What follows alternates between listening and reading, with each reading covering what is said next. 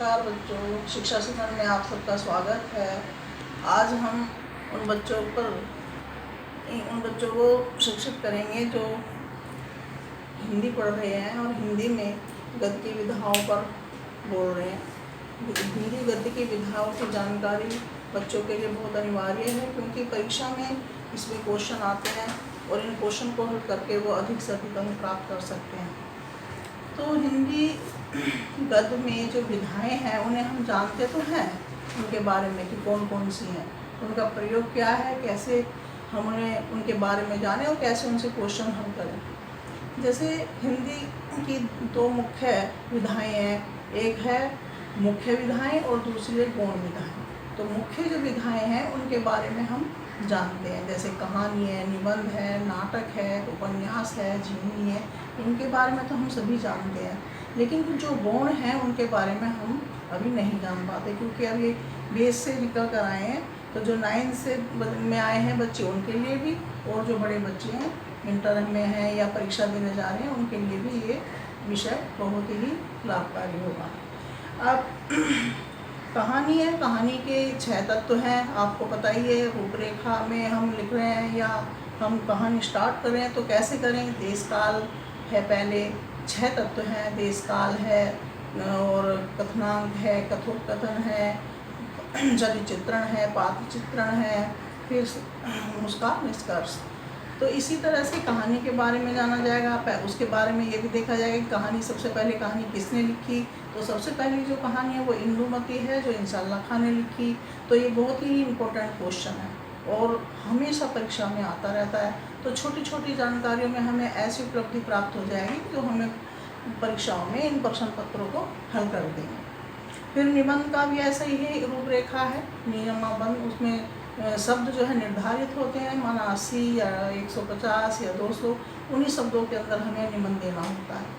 तो निबंध की रूपरेखा के बारे में भी हम जान रहे हैं कि निबंध में क्या रूपरेखा सबसे पहले देनी है। पहले हमें प्रस्तावना देनी है, फिर समय देना है, फिर लाभ, हानि, अधिकार, कर्तव्य, ये सारी चीज़ें रूपरेखा में दे देनी है।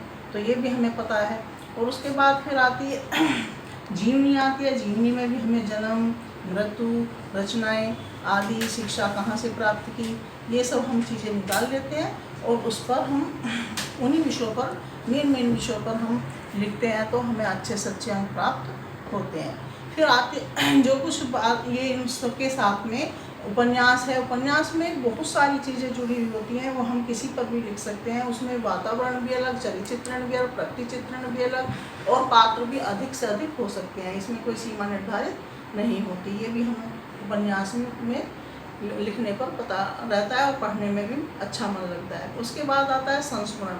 संस्मरण क्या है, इसे हम अभी नहीं जान पाते छोटे बच्चे, लेकिन बड़े बच्चों के लिए बहुत अनिवार्य है। संस्मरण वो होता है जो हमारे बीच में ही होता है, किसी को पता नहीं होता, वो संस्मरण कहलाता है। रिपोर्ट कार्ड है, वो रिपोर्ट है, आई है, वो उसी समय प्रसारित हो रही है। और रेखा चित्र वो चीज़ है जो कवि अपनी कोई भी आर्ट या कला को जो तूलिका द्वारा तैयार करता है, उसे कवि अपनी तूलिका से रूपी शब्दों से तैयार करता है, उसे रेखा चित्र कहते हैं। तो हिंदी गद्य साहित्य में ये चीज़ें बहुत ही अनिवार्य हैं और इन सब की जानकारी हम सबको होनी चाहिए। यात्रा वृत्तांत, यात्रा का वृत्तांत लिखना, डायरी लिखना, ये सारी चीज़ें हिंदी गद्य साहित्य में बहुत ही जरूरी है, जिन्हें हम गद्य की विधाओं के नाम से जानते हैं। धन्यवाद, नमस्कार।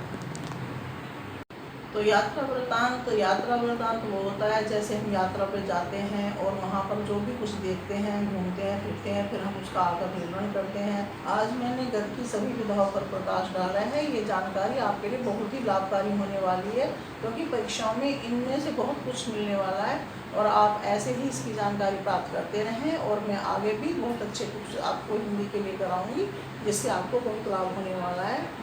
आज मैंने गद्य की सभी विधाओं पर प्रकाश डाला है। ये जानकारी आपके लिए बहुत ही लाभकारी होने वाली है, क्योंकि परीक्षाओं में इनमें से बहुत कुछ मिलने वाला है और आप ऐसे ही इसकी जानकारी प्राप्त करते रहें। और मैं आगे भी बहुत अच्छे कुछ आपको हिंदी के लिए कराऊंगी, जिससे आपको बहुत लाभ होने वाला है। फिर मिलेंगे दूसरी वीडियो में। आप नमस्कार।